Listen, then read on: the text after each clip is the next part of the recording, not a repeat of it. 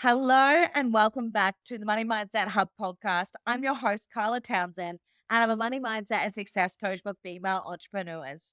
So I hope you enjoyed last week's episode number 101, which was around dropping the money drama. Now, this was a little bit of a lesson within module 2 of money methodology. So for my money methodology ladies, module 2 is unlock your inner child and shadow.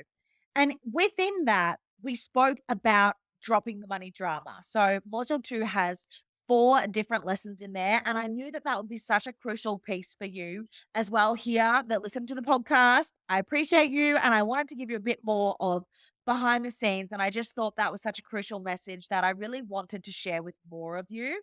So in line with that thing, I thought, let's talk about pricing in this one. So, module 4 of money methodology is called CEO Money Moves. And again, there are 4 lessons currently in there, and one of them is called Pricing 101.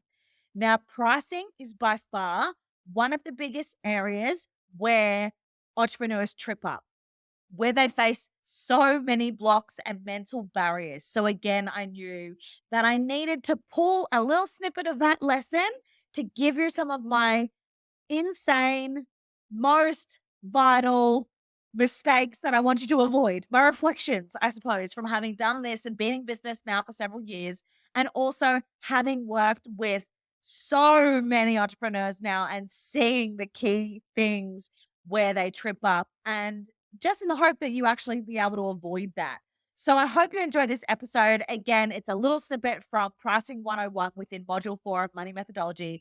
If you want to check out Money Methodology and you are intrigued, just go to the link in the show notes or head to moneymindsethub.com/money and you can find all the information there. And of course, my DMs are always open. So hit me up on Instagram. I'm more than happy to answer any questions that you have.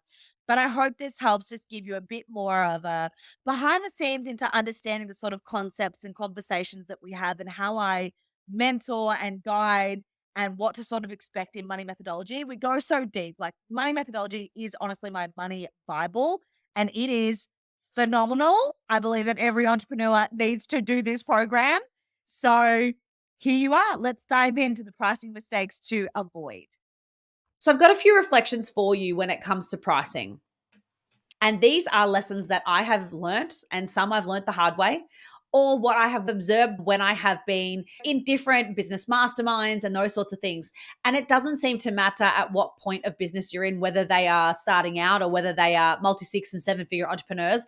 These themes sort of seem to come up. So I've got a few for you and I want to share them here because I do believe that they will help you. And it's something you'll come back to when you're trying to maybe restructure your pricing or create a new offer. And you just need to go, what are those key things that I have to know when it comes to pricing, or when you do have something that sort of catches you off guard?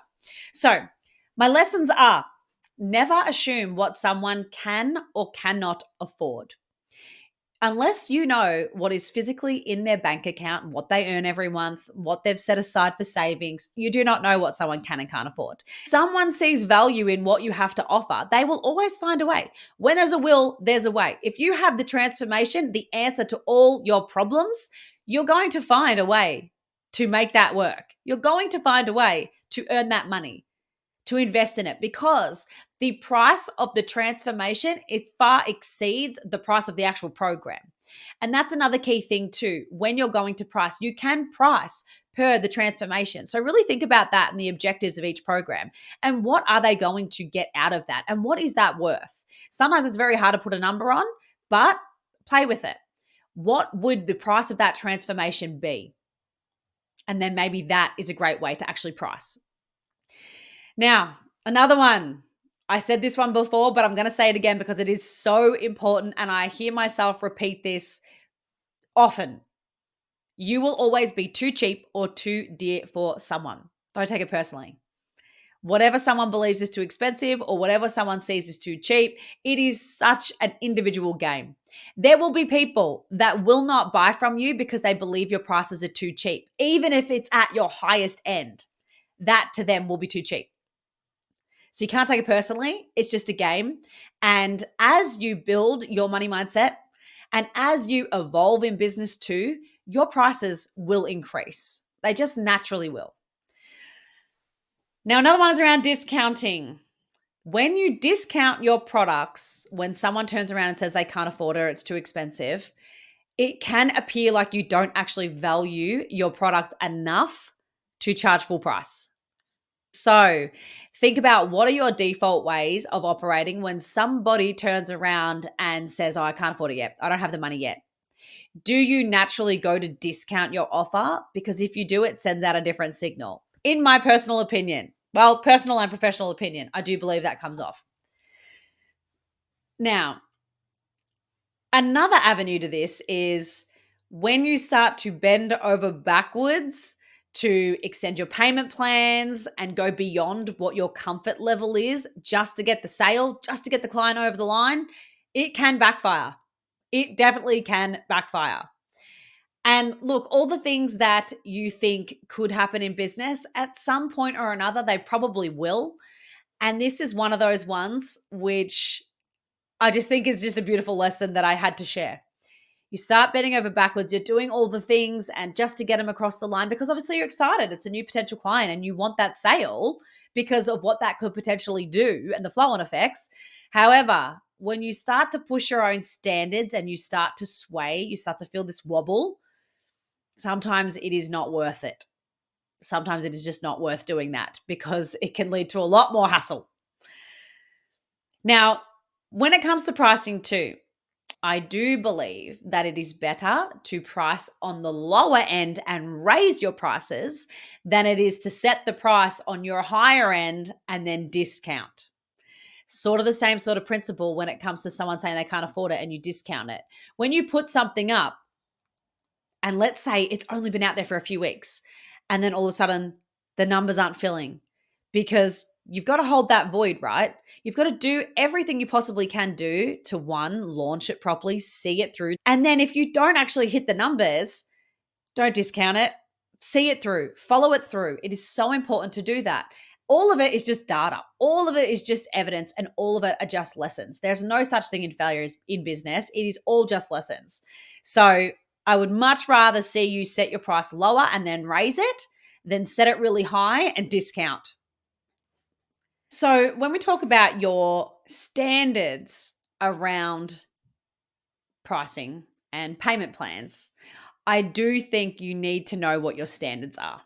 What are your standards around payment plans? Do you have the systems and the structures set up for when things don't actually go to plan? Like when people miss their payments, there's a refund request, clients all of a sudden ghost, all those sorts of things. Do you have the systems and the structure in place to be able to handle them without you, freaking out or not following through or just being like, oh, they're not paying me, I'm just going to sit back and let it happen? Remember, your business is not a hobby, it's a business. So you need to treat it like a business and think about these things. Even if you haven't had them happen yet, majority of the time, it will end up happening at some point or another the longer you stay in this game. So think about, what are my standards around this? How comfortable am I with a payment plan? How long am I comfortable to have that payment plan? Because the longer the payment plan, yes, it can be more accessible for people to be able to get in and then be able to afford it. However, the longer the payment plan too, the chances of people defaulting, missing payments, you having to chase them up are much higher. So you just got to think about that too. Now, when it comes to competitors, do not price yourself cheaper than someone else in your field with a similar product, or break your standards just for a sale. Price for you. Don't price based off what you think is working for someone else, or what you think you should price it at, or what they're doing, or they're more experienced than me, so I can't charge as much as them. Know where you're at now and where you're going and what you need to charge to actually stay in business. Again, look at your entire offer suite as a whole and your business model. Does it make sense for you? Price for that.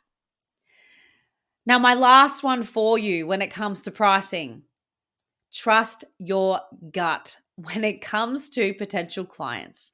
If you feel off about someone, trust it and learn to say no. Instead of just going through with it because you could use the money and you're really excited about the sale and what it could do, sometimes it is a lot more hassle and can be a lot more difficult when you take on the client that you know intuitively that you shouldn't.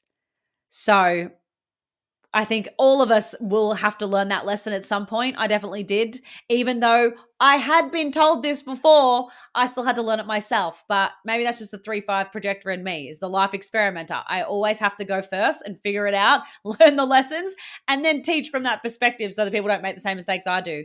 But I hope that they all help you in having a look. Now, I do want you to go back and actually refer to the forecast your profits lesson so you can actually map out your office suite, the price points, how many clients, to see if you're going to be able to hit your goals, cover your expenses, cover your tax, all of that. That is one of the most brilliant tools that you can use to build your office suite and to actually know that your prices are working. They're actually going to support you in getting to the goals that you want to get to. So, whatever your money goal is, use that tool to be able to reverse engineer what you need to do, what you need to create, and find the gaps, and then just play with it. You cannot get it wrong. Pricing is so subjective. Whether you charge a couple $100s for your time, or whether you charge tens of thousands or multi six figures for your time. Again, there are people and business owners at every single different price point you can imagine. I've even heard of people that charge $1 million an hour. $1 million an hour. So honestly, there are no rules when it comes to it. It's just what is the most, I'm not going to say comfortable for you to charge, but I want you to be on a little bit on the edge. It's got to make sense. And when it's especially live, it really needs to make sense for you. Your structure has to make sense.